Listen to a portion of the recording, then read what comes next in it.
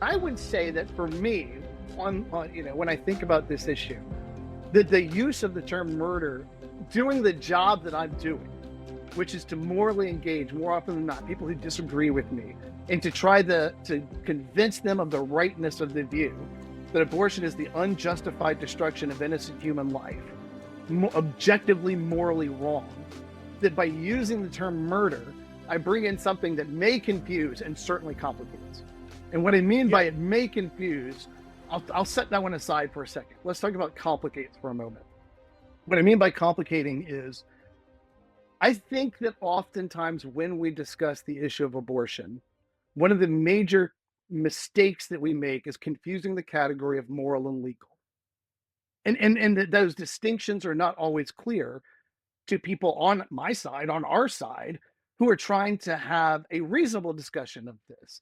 And what may be morally clear to them in a biblical sense, abortion as murder, gets more complicated when you bring in the legal ramifications for using the term murder, right? I mean, just think in right now. Now, every talk I give, you and I overlapped last week, I think it was, in Michigan, where I came in right before you, and then you came in. By the right way, after I don't me. want to have to follow you again because I don't want to be compared to Jay Watts. Go on. Well, the whole time before I was saying Scott's coming in to talk about some of this stuff, so I won't cover it. I don't want to intrude on what he's going to be talking about. But as we were talking and as I was talking to that group, immediately when I'm talking about, I recognize that intentionally killing or even killing another human being, one human being causing the death of another human being, is unavoidably homicide. It's just by definition homicide, right? I mean, there's only 4 ways that we can die. We can die by suicide, accidental death, natural death, or homicide. So it's unavoidably homicide when we're talking about human beings killing or causing the death of other human beings. So I don't shy away from killing. I don't shy away from homicide, but I don't introduce the term murder.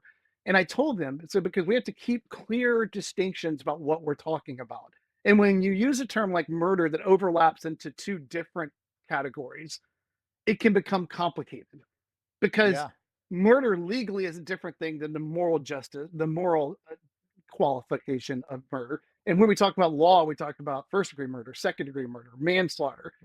You've got felony murder. We've got intentional or accidental homicide. I mean, you have all of these different things that are included in, and those distinctions are important to me to keep them clear. So rather than bringing in a term that bridges both, right, that has moral meaning and legal meaning, particularly when I've seen that people have a difficult time keeping those 2 categories separate, I just avoid the term for that because I don't like that complication of being added in. And when people bring it up, I tend to say, okay, what are we talking about? What do you mean by that? What does murder mean for you? And like you said, that all of a sudden introduces so much more work into the conversation, just so that I have what I would consider the personal privilege of being able to condemn it as murder, so that I make myself feel better about the strength of my language.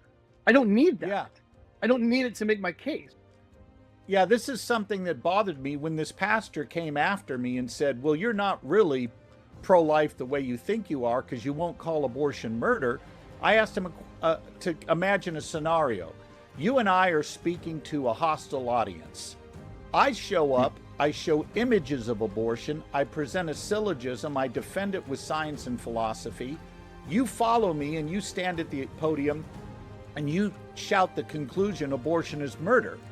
Who actually did the better job of moving the audience? And his answer was, I did because I followed God. That's the best he could give me. And I find that just remarkable.